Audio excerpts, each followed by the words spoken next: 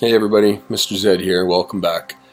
So I've been doing a lot of thinking since the last video I published, and I was really frustrated with the way I answered or responded to my own reflection about personal stress management strategies that I've been using lately. And I guess it was on my mind, the excessive exercise, going to the skate park all the time, just not being able to sit still. It's definitely been a problem lately. I've been using those fun events as a way to avoid the work that I need to do in my studio, but really I just need to sit down more often when I have the time at home and get it done instead of the other things that I'm doing, because really getting to the gym and staying active is the very best thing that a person can do to manage their stress, and especially after considering all of the alternatives that I've tried in the past, the mistakes that I've made that have caused me to need to recover numerous times from excessive use of drugs and alcohol. I felt like I needed to be more honest about the mistakes that I've made, the poor choices that I've made while dealing with stress, and the ways that I've tried to deal with stress, and so often it's led to disaster in my life because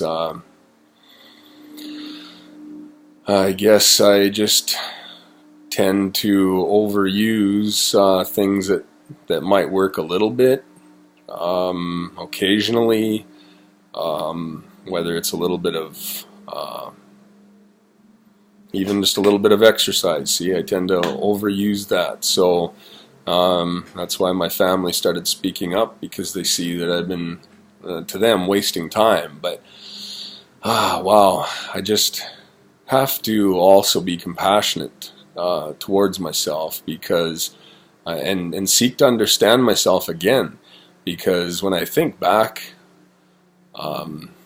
to junior high and high school and the ways that I would manage stress then, it's similar to what I do now, and the things I enjoy now involve physical work, physical labor, physical exercise, highly active sports. I know that I have strengths with movement and coordination, and as well as with music. Those are things that I enjoy and I often resort to when I'm feeling stressed out. So while I was studying to become a teacher, some of the things that I learned included the different ways that somebody shows intelligence, and each person has a multiple or a variety of ways that they can show their whether it's express themselves, express how they're feeling,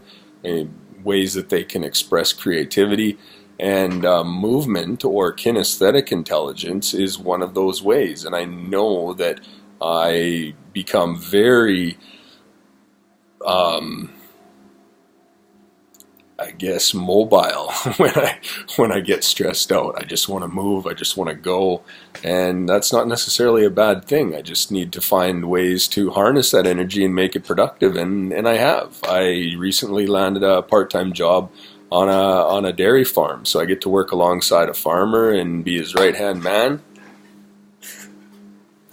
So thankfully he's patient with me as I try and find ways to get the work done. It sometimes takes me a little while to manage my or compensate for my disability, but the physical labor is a part of that job, and that's why I enjoy it so much, and why teaching phys ed was one of my favorite assignments. Wow. Because when the stress would get cranked up, when the stress level would amplify, I became that much more efficient, because I could go that much faster and I could lift that much more, and I would work that much harder when I was feeling stressed out. But when I need to sit down and focus on something when I'm stressed out and sit and work through paperwork, or pages and pages of drawings and write the dialogue to go along with it, wow, that's difficult for me. So no wonder I'm having a difficult time with that. No wonder when I was in junior high, our phys ed teacher identified certain individuals that had strengths in different sports and called them, Mr. Basketball and Mrs. Basketball, and Mr. Track and Field and Mrs. Track and Field, and so on. So it doesn't surprise me that I was named Mr. Phys Ed, because it was always something I enjoyed.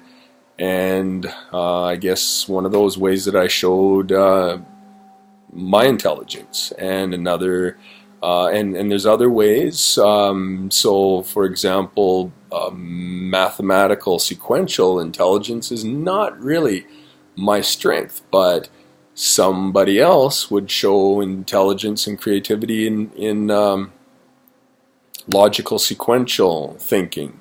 So they would be great with math, and some people are really good when they interact with other people, and that's called an interpersonal intelligence. Some people have incredible visual spatial skills, and they're artistically visual, very creative with the visual arts. Kinesthetic intelligence with movement, that would involve maybe dance and drama and things like that as well. So anyway, there are a lot of different ways that a person can show intelligence. So if you're struggling with something like math, there's other ways that you can show that you are creative and gifted. So anyway, with that being said, now that I've identified just how important it is to recognize what your own personal needs are and what your strengths are, I guess that leads to the book I decided to read today, and it is called Bee Gets a Sweater. And it's about, I guess, personal identity and understanding yourself. And what I do know about this book, a hint I'll give you, is that this bee is trying to figure out his identity and recognize his identity, I guess. I don't know. Let's see what it says on the back. I kind of forget now that it was a while since I last read it. Okay, so a long time ago, all bees were just plain black. Then one cold morning, Spider had an idea. With just a few balls of yarn and a pair of knitting needles, she went to work, and bees were never the same again. Can you guess what she did? Alright, so I guess it's a legend, a modern day legend. We're going to learn about how the bee got its identity.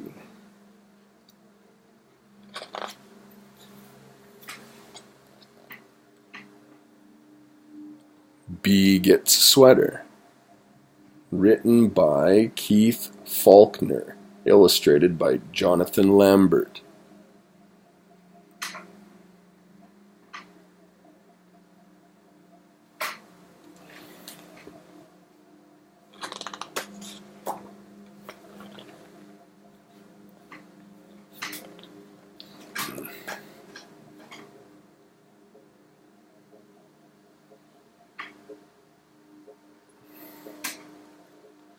Long, long ago, when all bees were just plain black, Bee was buzzing around the flowers, collecting the nectar to make honey. "Brr, I'm freezing," said Bee to Spider, who was hanging from a thread nearby. "If you'd like, I'll knit a warm sweater for you," replied Spider, who was very good at knitting.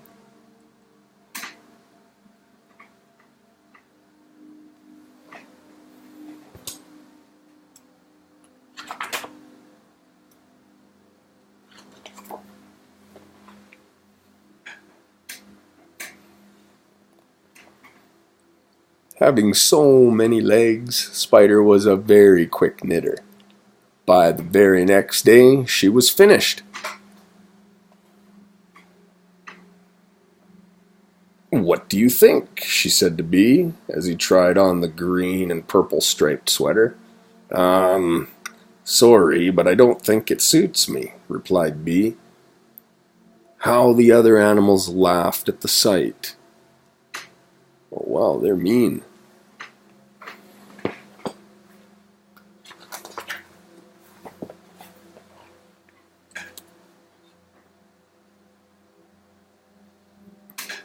Spider didn't mind at all.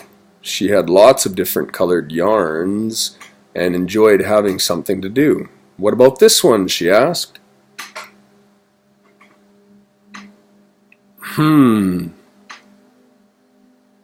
A bit bright," said B, looking down and blinking at the bright orange sweater with pink zigzags. Sorry, that's tough to see in this light.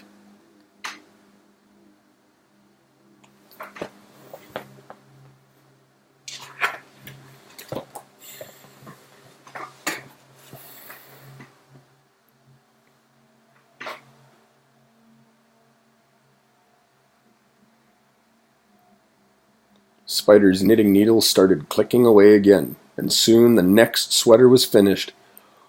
"Oh, bright blue and red squares," gasped B. "Very colorful. But it's not really my style." "Don't worry, I've got lots of ideas," laughed Spider, reaching for her needles.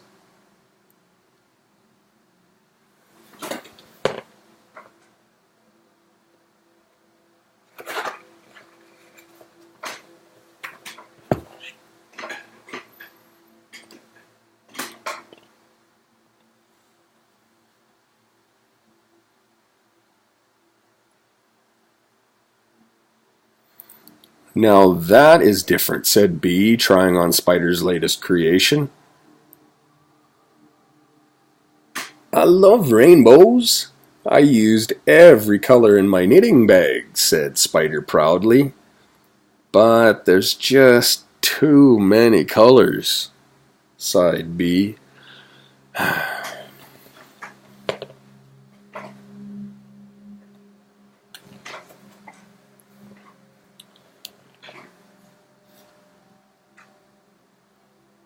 "Close your eyes," said Spider, "and try this one on." B closed his eyes and slipped on the new sweater.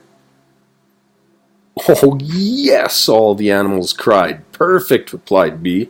"I shall always wear it. In fact, it wasn't long before the other bees wanted one too.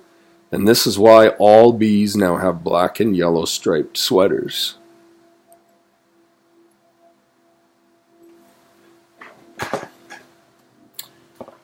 Okay. Well, I hope you enjoyed that story. And I hope you recognize the things that you need to do to manage your stress. Some people like to stay active, and some people just need peace and quiet. And for those moments that you need peace and quiet, I also wanted to mention one of the strategies that I found has worked for me, and that's to use earplugs. So if you need peace and quiet and you have a difficult time concentrating on things that you're reading and concentrating on what you want to write, put earplugs in, or get those big earmuff things that cover cover your ears and muffle the sound. Even maybe a set of headphones and listen to some really some ambient music, the kind of sleepy time stuff that doesn't have an obvious rhythm that repeats, because then your mind won't focus on the music as much as it'll just not focus on the sounds around you. So I found that that's a really helpful strategy. So hopefully you find something that works for you as well. Okay. See you later, everybody.